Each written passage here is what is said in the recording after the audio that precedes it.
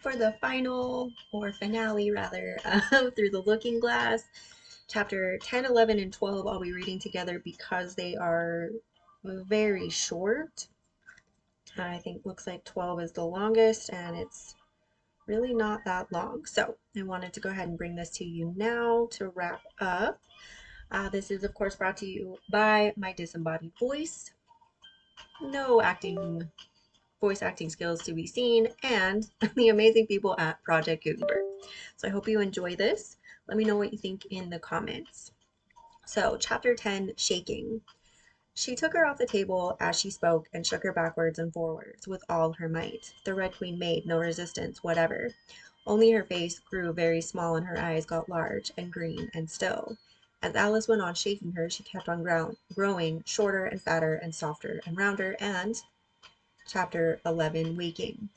And it really was a kitten, after all. Chapter 12, Which Dreamed It. Your Majesty shouldn't purr so loud, Alice said, rubbing her eyes and addressing the kitten respectfully, yet with some severity. You woke me out of, oh, such a nice dream, and you've been along with me, kitty, all through the looking glass world. Did you know it, dear? It is a very inconvenient habit of kittens, Alice had once made the remark, that whatever you say to them, they always purr. If they would only purr for yes and mew for no, or any rule of that sort, she had said, so that one could keep up a conversation. But how can you talk with a person if they always say the same thing? On this occasion, the kitten only purred, and it was impossible to guess whether it meant yes or no. So Alice hunted along the chessmen on the table till she had found the Red Queen. Then she went down on her knees on the hearthrug and put the kitten and the queen to look at each other. Now, kitty, she cried, clapping her hands triumphantly, confess that was what you were turned into. But it wouldn't look at it, she said when she was explaining the thing afterwards to her sister. It turned away its head and pretended not to see it, but it looked a little ashamed of itself, so I think it must have been the Red Queen.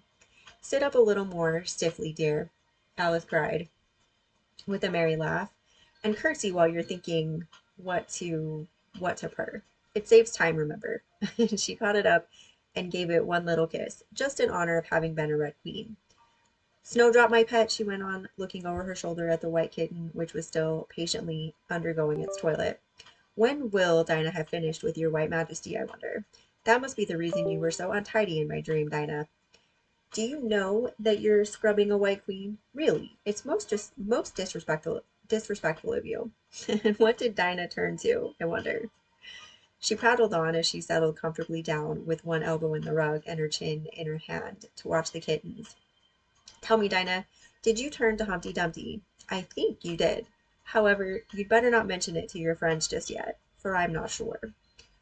By the way, kitten, if only you'd been really with me in my dream, there was one thing you would have enjoyed. I had such a quantity of poetry said to me, all about fishes. Tomorrow morning you shall have a real treat. All the time you're eating your breakfast, I'll repeat the walrus and the carpenter to you, and then you can make believe it's oysters, dear. Now, kitty, let's consider who it was that dreamed it all. This is a serious question, my dear, and you should not go on licking your paw like that, as if Dinah hadn't washed you this morning. You see, kitty, it must have been either me or the Red King. He was part of my dream, of course, but then I was part of his dream, too. Was it the Red King, kitty? You were his wife, my dear, so you ought to know. Oh, kitty, do help to settle it. I'm sure your paw can wait. But the provoking kitten only began on the other paw and pretended it hadn't heard the question. Which do you think it was? A boat beneath a sunny sky, lingering onward dreamily, in an evening of July. Children three that nestle near, eager eye and willing ear, pleased a simple tale to hear. Long has paled that sunny sky, echoes fade and memories die. Autumn frosts have slain July. Still she haunts me, phantom-wise, Alice moved under skies, never seen by waking eyes. Children yet the tale to hear, eager eye and willing ear, lovingly shall nestle near.